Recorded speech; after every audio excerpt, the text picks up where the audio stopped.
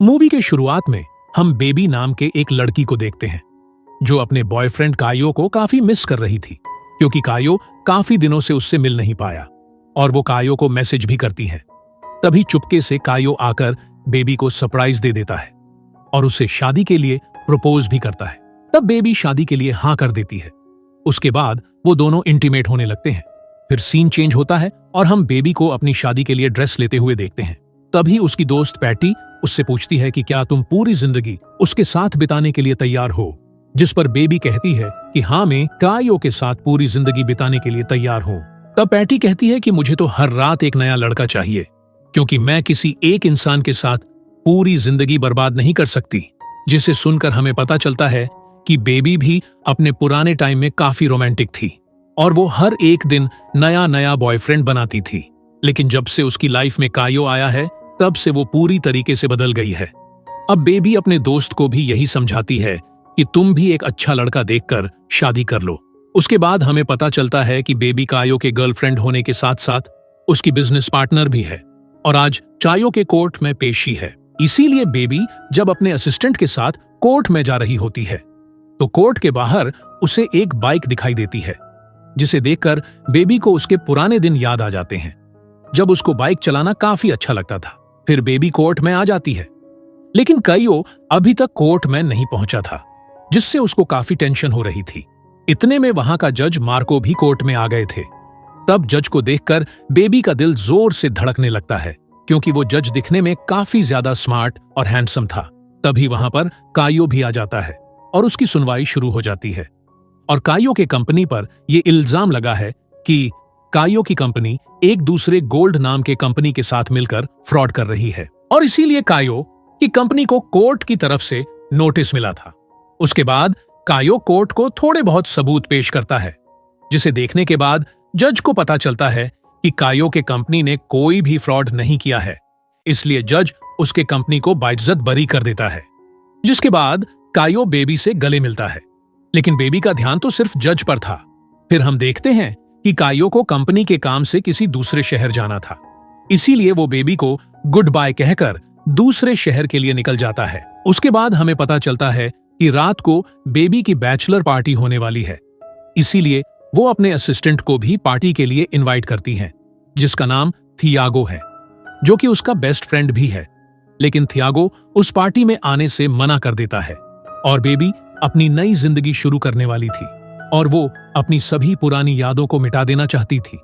इसीलिए वो अपनी पुरानी बाइक को भी बेच देती है, जिससे उसको काफी लगाव था। उसके बाद हम बैचलर पार्टी में देखते हैं, जहां सिर्फ लड़कियां ही थीं। तभी वहां पर एक लड़का अपने कपड़े उतारकर उनके सामने डांस कर रहा था और वो सभी लड़कियां उसको देखकर एंजॉय कर रही थीं।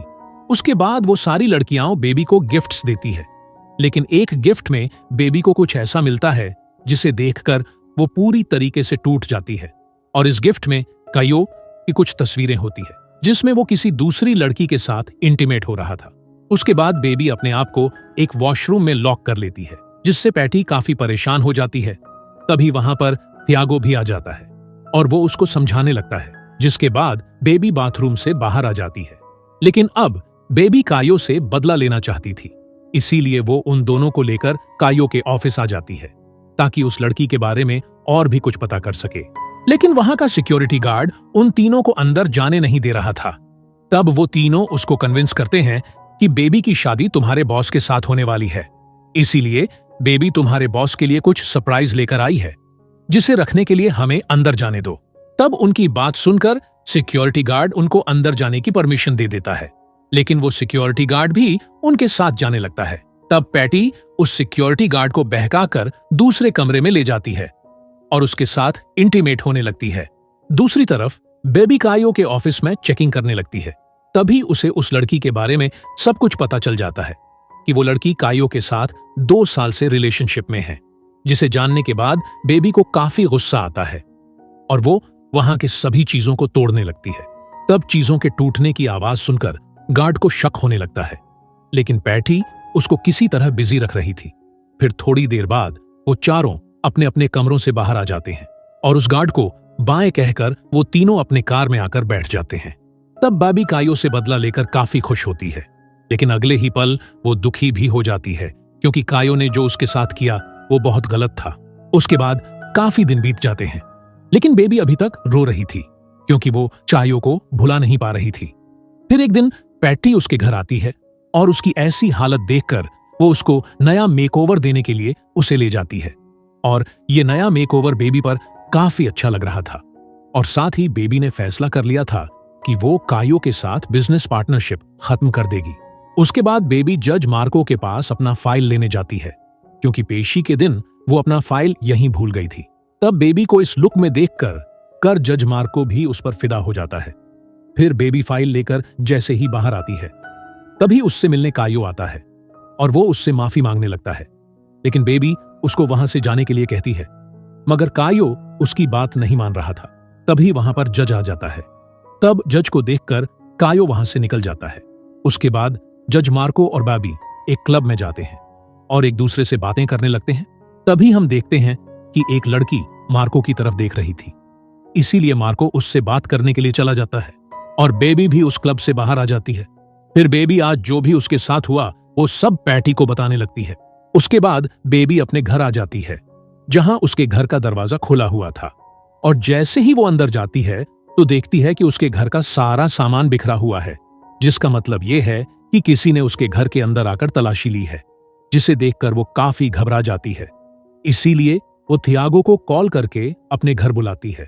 फिर थोड़ी देर बाद थियागो वहां पर पहुंच जाता है। तब बेबी उसको जज मार्को के बारे में बताने लगती है, जिस पर थियागो कहता है कि मार्को अच्छा आदमी नहीं है, तुम उससे दूर रहो। और साथ ही वो बेबी को प्रपोज भी कर देता है, लेकिन बेबी उसे समझाती है कि हम दोनों सिर्फ अच्छे दोस्त हैं और इसके अलावा हमारे बीच और कुछ भी नहीं हो सकता, जिसे सुनने के बाद थियागो वहां से चला जाता है। अब बेबी अपनी लाइफ पूरी तरह से एंजॉय करने का डिसाइड करती हैं। इसीलिए वो अपनी पुरानी जिंदगी में लौटने के लिए अपनी बेची हुई बाइक वापस खरीद लेती है और अगले दिन वो बाइकर्स क्लब ज्वाइन करके उन लोगों के साथ एक ट्रिप पर चली जाती है। तभी हम देखते हैं कि उन बाइकर्स में से एक जज मार्को भी था। फिर बेबी और मार्को एक दूसरे से काफी सारी बातें भी करते हैं और दोनों रात को इंटीमेट भी होते हैं। फिर सुबह होते ही मार्को वहां से चला जाता है। तब एक बाइकर बेबी को जाकर बताता है कि ये मार्को बहुत ही अजीब इंसान है, इसीलिए तुम उससे दूर रहो, जिसे सुनकर बेबी को काफी अजीब लगता है। उसके बाद हम देखते हैं कि बेबी अपने ऑफिस में होती है।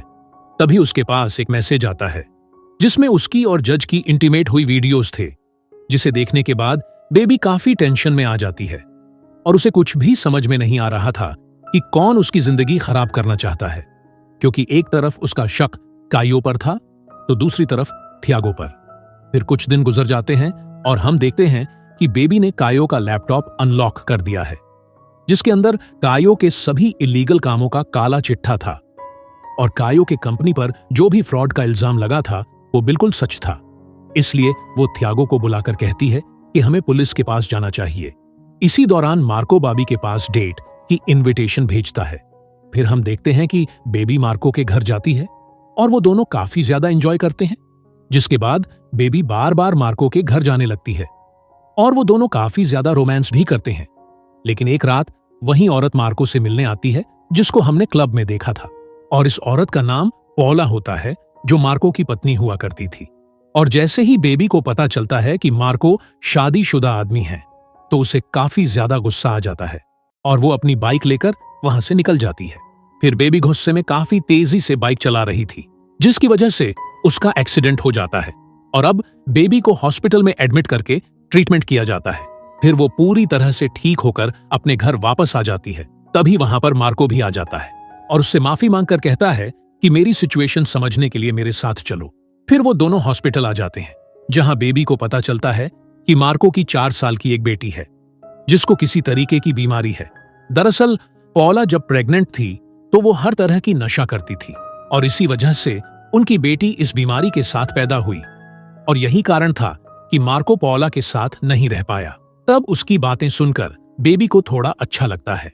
फिर अगले सीन में हम देखते हैं कि मार्को उस इंसान के बारे में पता करने की कोशिश कर रहा है जिसने बेबी का एक्सीडेंट करवाया था, और वो अपने असिस्टेंट से कुछ ऐसी चीज मंगवाता है जिससे कि वो बेबी के आसपास रहने वाले लोगों पर नजर रख सके।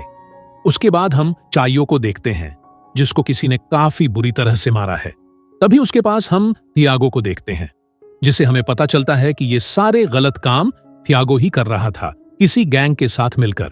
और जब से बेबी ने कायो का लैपटॉप चोरी किया था, तब से गैंग के लोग थियागो और कायो को ढूंढ रहे हैं ताकि उनसे अपना पैसा ले सके। अब इस सबसे बचने के लिए थियागो किसी भी तरह से बेबी को जान से मारना चाहता था, लेकिन ये सारी बातें मार्को सुन लेता है, क्योंकि मार्को बेबी के सारे दोस्तों पर नजर रख रहा था। तब मार्को बार बार बेबी को कॉल कर रहा था, लेकिन बेबी का फोन साइलेंट मोड पर था।